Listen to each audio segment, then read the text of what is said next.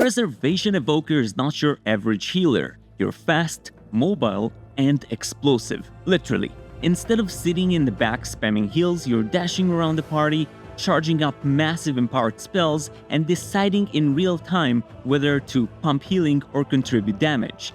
But if you're new to Evoker, it can feel overwhelming. There's no clear rotation, your cooldowns are tied to weird new mechanics, and on top of that, you only got a 30-yard range. So in this guide, I'll help you understand how Preservation Evoker actually works in dungeons, how to get the most out of your cooldowns, and which hero talents make healing easier when you're just starting out. Preservation Evoker is a mobile, mid-range healer that focuses on big bursts of AoE healing throughout a combination of empowered spells and smart resource usage. If you've never played a healer before, this spec gives you a flexible toolkit with powerful cooldowns and a simple goal: keep your team alive by predicting and reacting to damage windows. You have 2 empowered heals that you'll build your whole gameplay around. Dream Breath is a directional cone heal that provides both instant and a healing over time effect. The total healing stays the same regardless of how long you charge it, you're just choosing how much is done up front versus over time. And Spiritbloom is a smart heal that jumps between injured allies, healing the most hurt targets first. You'll also manage a second resource called Essence, which regenerates over time. Essence is spent on spells like Echo. This lets your next single target spell also apply to another ally. You'll usually use it with Reversion for efficient hot coverage, or pair it with Verdant Embrace to spread Lifebind to the group. And the second Essence Spender is Emerald Blossom. It's an AoE heal that targets a small area, but in Mythic Plus, it's rarely optimal. You'll usually want to spend your Essence on Echo instead for more flexible and targeted healing. Now, Preservation Evoker has 2 talent trees, Chronowarden and Flameshaper. They both modify your healing style, but for Mythic Plus, Chronowarden is the clear favorite, and also much easier to learn if you're new. Chronowarden focuses on cooldown reduction. It makes your 2 most important healing spells, Dream Breath and Spiritbloom, come much faster, which means you can respond to damage more often without having to plan every cast perfectly. It also gives you stronger versions of those spells while adding extra effects when you use them back to back. Think of it as a rhythm-based tree. You'll build up a combo by casting your empowered heals in a smart order, and Chronowarden rewards you by making them stronger and more frequent. This makes it ideal for Mythic Plus dungeons, where healing comes in spikes and you need your strongest tools ready as often as possible. On the other hand, you have Flameshaper. Flameshaper adds a new spell called Engulf, and your healing revolves around stacking this ability up and unleashing it at the right moment. It's all about timing. You want to engulf your allies after they've been hit by Dream Breath, which causes your engulf casts to explode for massive healing. This tree has higher burst healing potential, but it's more punishing to learn. You're managing another cooldown and paying attention to buff timing and relying more on perfect execution to get a full value.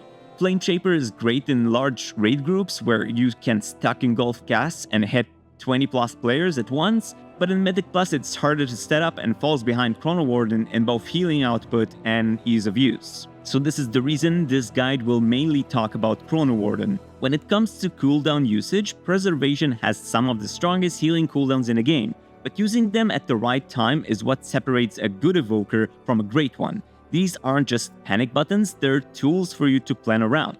Let's go over the big ones. Dragonflight is a line-based AoE heal that applies a healing over time effect to allies you fly through. It's rarely taken in Mythic Plus due to its awkward positioning and high talent point cost, but it's more common in raid builds. Next cooldown we'll talk about is Stasis, and Stasis is your combo save button. It stores your next 3 healing spells and lets you unleash them all at once later. You'll usually store things like Temporal Anomaly, Dream Breath, and then Spiritbloom, for example, then activate it during a big damage spike to instantly cast all 3. It's powerful, but it takes a bit of practice. Then you have Rewind. It's rewind time. This is your emergency reset button. It heals back 33% of the damage your party took in the last 5 seconds, which makes it amazing at fixing unexpected bursts. Don't hesitate to use it when things go sideways. Next cooldown is Tip the Scales.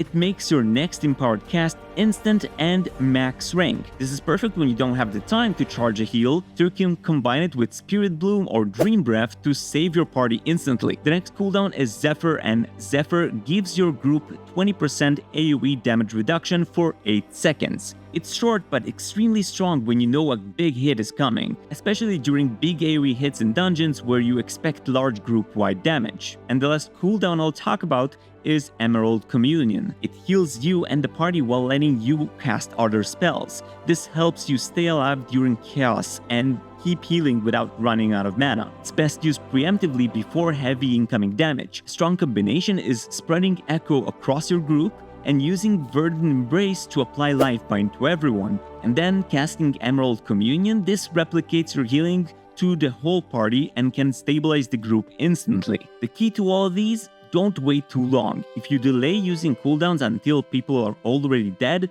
it's too late. Plan ahead. If the group is about to take damage, use Echo to set up your big heals or prep stasis ahead of time. And now I want to talk about the priority and healing flow. Preservation Evoker's healing flow in Mythic Plus revolves around setting up echoes in advance and responding to incoming damage with your strongest spells. It's less about following a set of rotation and more about building a checklist for each damage event. Here's the general priority, but remember to always assess the situation and react accordingly. 1. Prepare for damage. Cast Temporal Anomaly before the pool or before heavy damage to apply Echo to everyone in your party. Keep in mind you have to aim Temporal Anomaly, so face your group ahead of time. Then you would keep Reversion rolling on targets with Echo to get strong passive healing and benefit from talents like Grace Period. You can also use Verdant Embrace to consume echoes and apply Lifebind across the group for upcoming healing combos. 2. Respond to damage. Cast Fire Breath on cooldown for both healing and damage. It also buffs your next Living Flame or Chrono Flame to automatically cleave it to a party via Leaping Flames. Use Dream Breath at rank 1 or 2 when the group takes light to moderate damage. If the damage is heavier, echo it if possible to double the effect. Use Spiritbloom at rank 3 or 4 if the party takes a big hit, or at rank 1 if the tank is in trouble. And use Verdant Embrace for quick spot healing. And 3.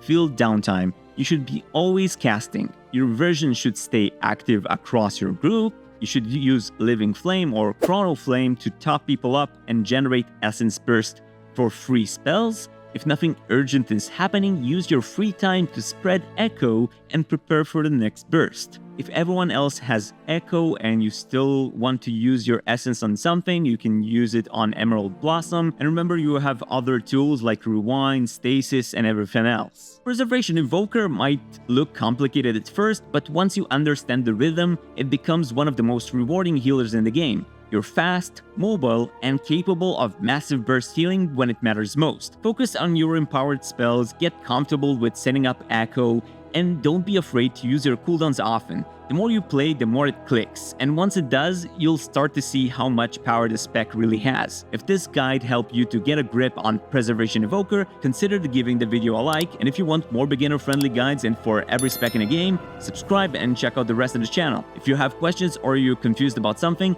drop a comment and I'll do my best to help you. As always, I want to thank you all so much for watching, and I'll see you next time.